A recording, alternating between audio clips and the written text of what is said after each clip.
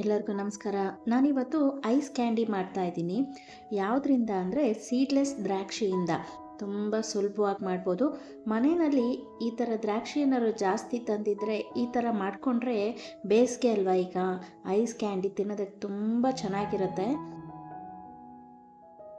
ನಾನು ಒಂದು bowl seedless ದ್ರಾಕ್ಷಿ ತೊಗೊಂಡಿದ್ದೀನಿ. ಇದನ್ನು ಜ್ಯೂಸ್ ಮಾಡ್ಕೊಂಡು ಬರೋಣ.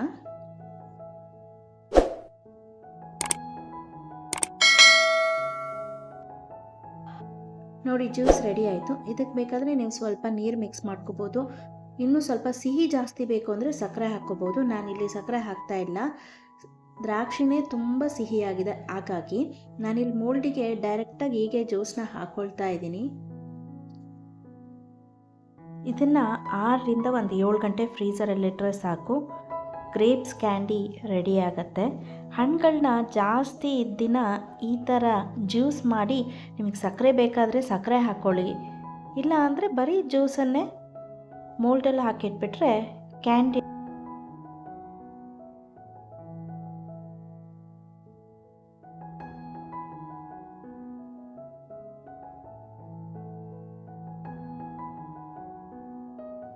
ಮಕ್ಕಳು ಹಣ್ಣು ತಿಂತಾ ಇಲ್ಲ ಅಂದರೆ ಈ ಥರ ಜ್ಯೂಸ್ ಮಾಡಿ ಐಸ್ ಕ್ರೀಮ್ ಮೋಲ್ಡಿಗೆ ಹಾಕಿಬಿಟ್ರೆ ಕ್ಯಾಂಡಿ ರೆಡಿ ಆಗುತ್ತೆ.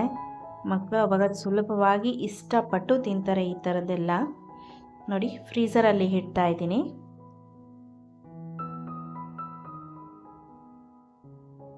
ನೋಡಿ ಎಷ್ಟು ಚೆನ್ನಾಗಿ ಬರ್ತಾ ಇದೆ ಕ್ಯಾಂಡಿ ಅಂತ ಅಂದು. ನಾನು ಇಲ್ಲೇ ಈ ವಿಡಿಯೋನ ಮುಗಿಸ್ತಾ ಇದ್ದೀನಿ. ನಾನು ಮತ್ತೊಂದು ಹೊಸ ರೆಸಿಪಿಯೊಂದಿಗೆ ಸಿಗ್ತೀನಿ. ಈ ರೆಸಿಪಿ ನಿಮಗೆ ಇಷ್ಟ ಆಗಿದರೆ ದಯವಿಟ್ಟು ಲೈಕ್, ಶೇರ್, ಕಮೆಂಟ್ ಮಾಡಿ. ಸಬ್ಸ್ಕ್ರೈಬ್ ಮಾಡೋದನ್ನು ಮರಿಬೇಡಿ. ಧನ್ಯವಾದಗಳು.